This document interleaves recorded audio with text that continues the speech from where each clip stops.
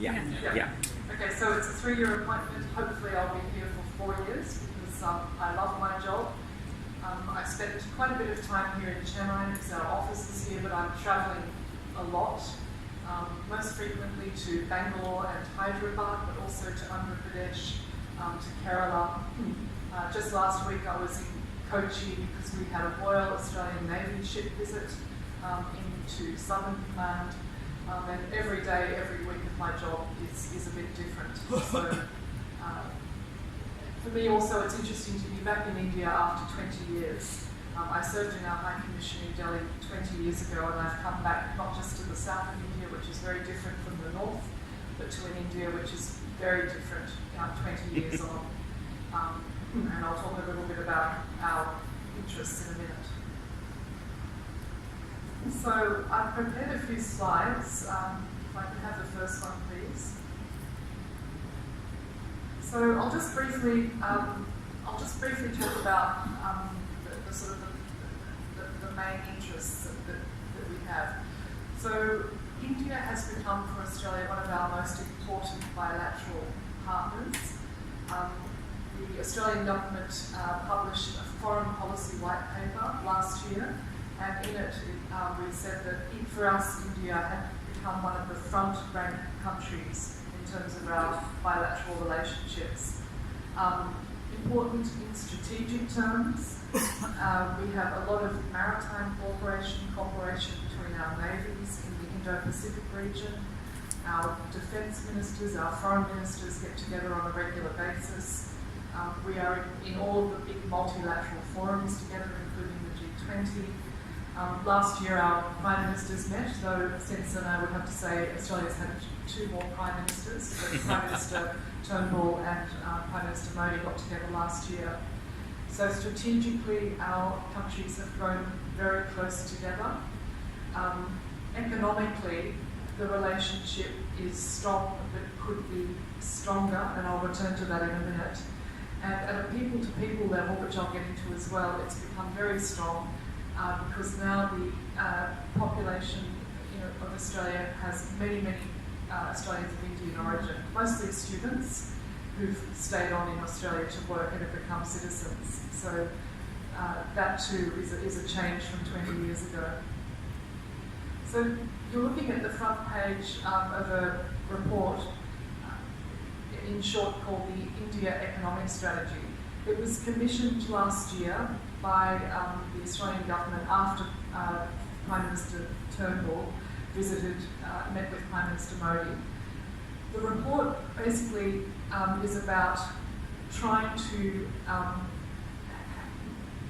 have our commercial relationship reach its full potential.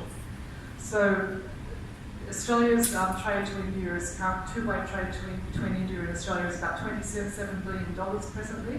We think given the scale of the Indian economy and the strength of the Australian economy, that's a rather modest figure. And this report is about raising that number up over a 20-year period, where we hope it will approach something more like $100 billion. That's not going to be easy though, for a couple of reasons. First of all, China is by far Australia's largest trading partner, and a lot of Australian companies are more comfortable doing business with China. India in Australia is still seen as a rather difficult and tricky place to do business. And I guess you can say that there's a bit of an issue with India literacy amongst our business community. So the report is meant to address all of those aspects amongst other things.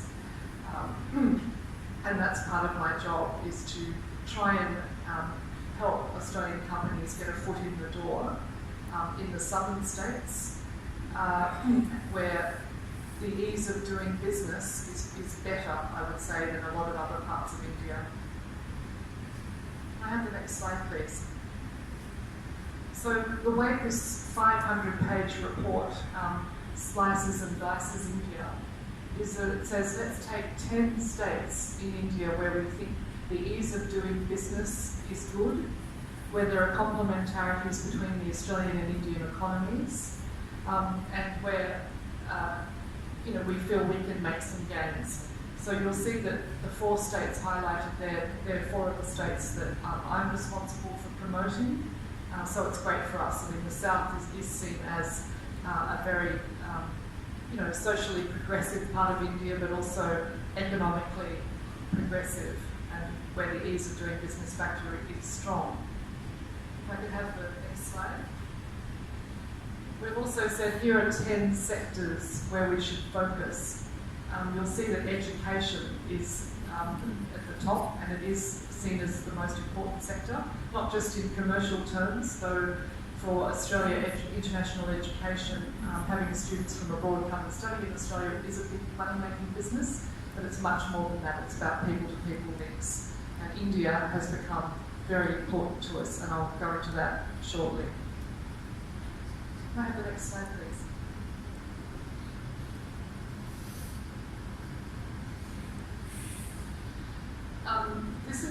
This slide, it might be a bit hard to read, so I'll explain it. It basically looks at it looks at our exports to India in the year 2016 and 17. The biggest segment of the circle is coal. So Australia still exports a lot of coal to India for your steel-making industry. Gold and copper are other commodities that we export. Education is also one of the most important exports.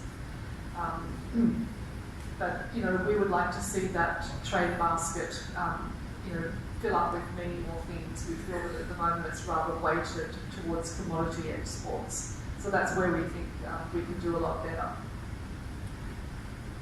Can I have the next slide, please? Okay, so this slide's interesting. So Australia is a country of migrants. We always have been, ever since British colonisation 250 years ago. And we have had waves of migration into Australia, ever since, as I said, the country was colonised by the UK. We had a white Australia policy until the 1970s. But there was still Indian migration to Australia during that period because many Anglo-Indians came out to Australia during that time. As soon as that barrier went down, which was in the 1970s, Indians started migrating to Australia. So I think that probably a lot of you would know Mr. Janardhan Rao, who was the former Indian honorary consul to Melbourne. He was there for 30 years, comes back here on a regular basis. He was one of the early migrants to Australia as a surgeon who came out to Australia as a skilled migrant. The first wave of Indian migrants to Australia, a lot of them were people like medical doctors. The profile has changed. We now have a lot of IT engineers. We still have nurses and doctors coming out from India to Australia. But the main thing is that at the moment, the largest source country for skilled migrants coming into Australia is India, and by quite a long shot. So I think we now have about 700,000 people of Indian origin living in Australia. Some of them would be from Malaysia, Singapore, even parts of East Africa, but by far the largest segment of them would be from India. Next slide, please. Another target that we have, going back to our India economic strategy, is we would like to try and increase investment in each other's countries. So at the moment, what I'd say initially is that Australia and India are both investment poor countries. Australia, because we're a small population of just 25 million people, so with our small population, we can't really generate sufficient investment for national investment projects. So we've always been a country that's gone after foreign investment, and very successfully we've managed to attract a lot of foreign investment into the country. India too is trying very hard to get foreign investment, but at the same time, I think it's while we're both investment poor countries, it's a mark of mutual confidence in each other to invest in each other's economies. So that's a number that we want to grow from the Australian side to $100 billion, which is quite a big target, because I think at the moment the figure is only about 15 billion, so we have to try and raise that figure up. For example, Australia has, I think it's the fourth largest sovereign wealth fund in the world because of our superannuation savings. And the Indian government has been very keen for us to invest some of that here. And it's starting to happen.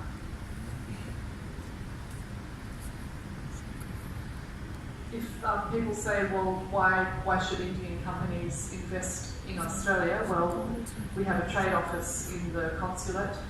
They're very happy to help guide prospective investors into Australia. But I think there's a lot of attractions about Australia. We're one of the highest we have one of the highest incomes per capita in the world. We have a very open and transparent system. If you look at Transparency International's rankings every year, we're usually in the top 10. We have a system that's similar to India's. We have a federal-state system, and all of the state governments are very competitive with each other in creating investment-friendly conditions. So I think that all the time the object is to try and reduce red tape for any prospective companies coming in. So I'd say it's a very attractive place to do business. Perhaps people might say, well, the returns aren't as good, as quickly as we would like, but it's a very safe investment destination where over time the returns are always good. Can I just talk about study in Australia? I mentioned it before. International education is one of our most important services industries, as is tourism. We regard it as being not just, as I said, about universities generating incomes, which they then plough into the institutions, into things like research and student services. It's also for us, it's always been a part of our skilled migration program. So every year Australia takes about 200,000 skilled migrants into the country. That's how we've built our population. And many of them would be people who've graduated from our universities. From our point of view, what better migrant can you have than somebody who studied at one of our universities and earned a good qualification? So Indians are now very much part of that intake. We also like to emphasise that Australia has some of the best universities in the world. My university, I'm a graduate of Melbourne University and the Australian National University in Canberra. Both of those universities are in the top 20 universities in the world. And I don't want to sort of sound too boastful, but let me just say that for all the reputation that India's institutions have, I'm afraid none of them get into the top 100 or even 200 for that matter. So Australia's universities are really top notch. Plus, I would say as an international student, the conditions for students in Australia are really great. I mean, part of the experience is working, for example. You can work, I think, 20 hours a fortnight if you're a student. It's not just about earning money, it's about sort of mingling with people, being independent and having the life of a student as you would if you're an Australian. So I think for the whole experience, a multicultural environment, safe environment and very welcoming environment, Australia is a great place to study. Can I also just give people a bit of advice here?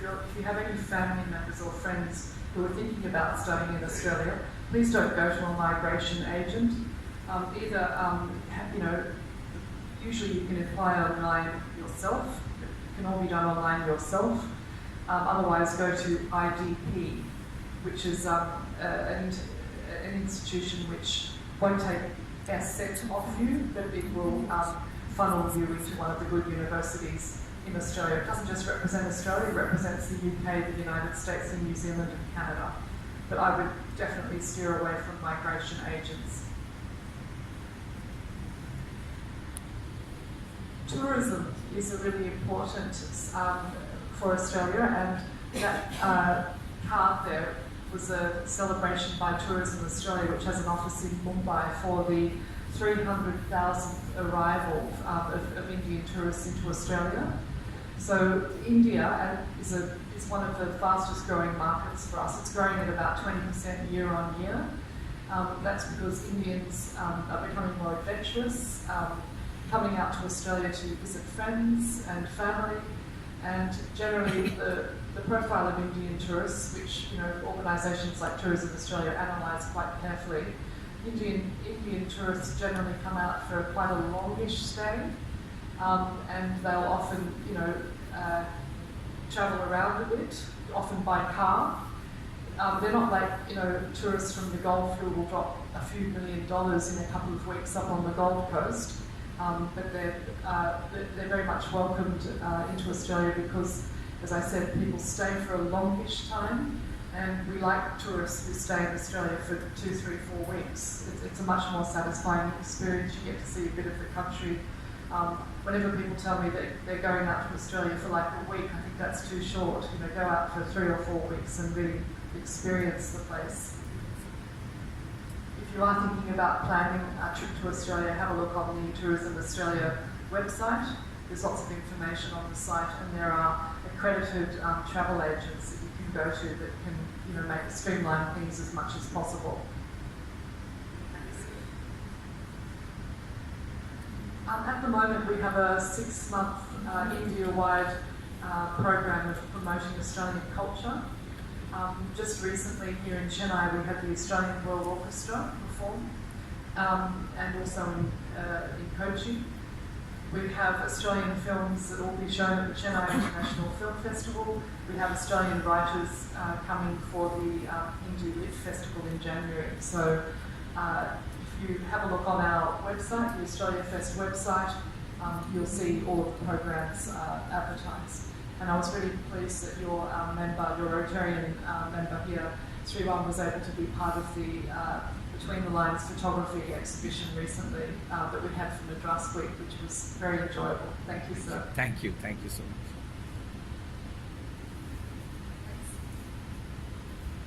Just winding up now, because I thought I'd be very happy to answer any questions that you might have. Just to give you an idea of some of the high-level visitors that we've had since I've been in the job in January. So this is a photograph of our Governor-General, who's the equivalent of your President, so our Head of State, made a visit to Delhi and then down here to Chennai. This photograph was taken on board one of the Coast Guard vessels, where we had a program for him, so that was fantastic to have him here. The next one is, as I said, our system is very similar to India's. So we have premiers or chief ministers who are the political heads of state governments, and then we have governors. So this is the governor of the state of Victoria, meeting with the governor of, he's actually the governor for both Telangana and Andhra Pradesh on a recent visit. So that was also a really good visit. I should mention at this point that Victoria, the state of Victoria, which is my home state, is actually where is the most populous state for Indians living in Australia, Melbourne, which for many years was judged the most livable city in the world. But I think this year it's just been overtaken by Vienna, but it's still in the top 10. Now, I just thought in the last bit of this presentation, I'd just show you a few photographs, because I think the most lovely thing about Australia is the landscape. Our cities are great, but for me, the landscape's what it's all about. This photograph is actually taken on the coast of New South Wales, very close to Canberra, the state capital where I live. So Canberra is an inland city, a city of only 450,000 people. It's a planned city. And if you drive directly due west down to the coast, you get to this lovely national park. And one of the things that it's really famous for is you often do, get to see a kangaroo on the beach, which is sort of like an iconic view of Australia. That photograph was actually taken by my husband, so I really like that picture. That's the centre of Australia. So if you visit the centre of Australia, you fly into Alice Springs, and then from there you drive out a couple of hours into the desert. The desert in Australia, in that part of Australia, it's extremely hot during the summer. It gets up to about 50 degrees. The best time to visit is in about October, or like our spring or autumn. And you get to these gorges. So it's a very arid landscape. Then you get inside these gorges. You can walk inside and have these beautiful freshwater springs. So that's one of the springs near Alice Springs. That's a very famous bay in Tasmania, the southern island of Australia. It's called Wineglass Bay, and it's a little hike up from the beach. It takes about 2 hours, and a very lovely area. Quite cold most of the year, so there's only about a month where you can really swim. But it's an absolutely exquisite area for bushwalking.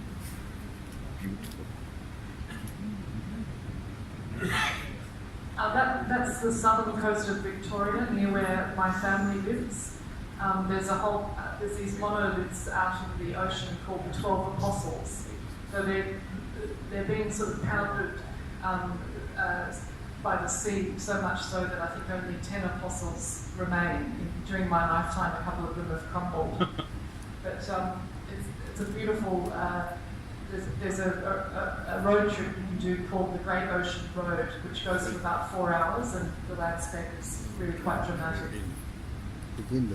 Oh, that's back in the centre of Australia, another gorge in the centre of Australia. And I don't know where that is. It's a beautiful beach somewhere. Somewhere in Australia. Yeah. Just a couple of our iconic marsupials. So that creature is called a wombat.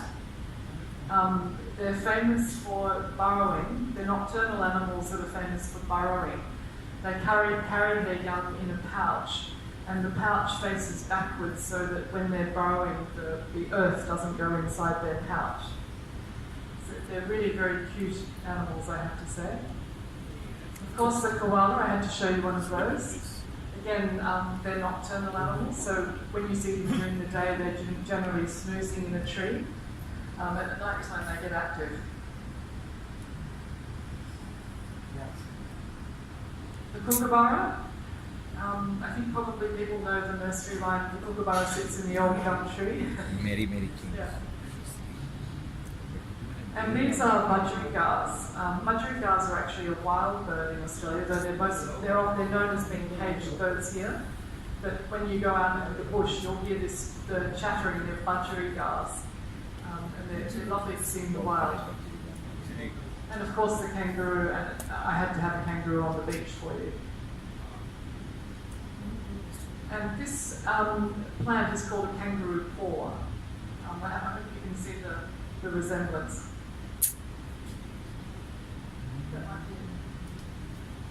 Oh, final slide. These are the sorts of interesting signs you get on Australian highways, warning you of hazards on the road. So it really is an actual hazard to be driving along the road when kangaroos jump out in front of you. They can wreck the front of your car. And we also have a lot of camels left over from the cameleers who transported goods across the centre of Australia before the railway lines were built. And I think the other one's a wombat.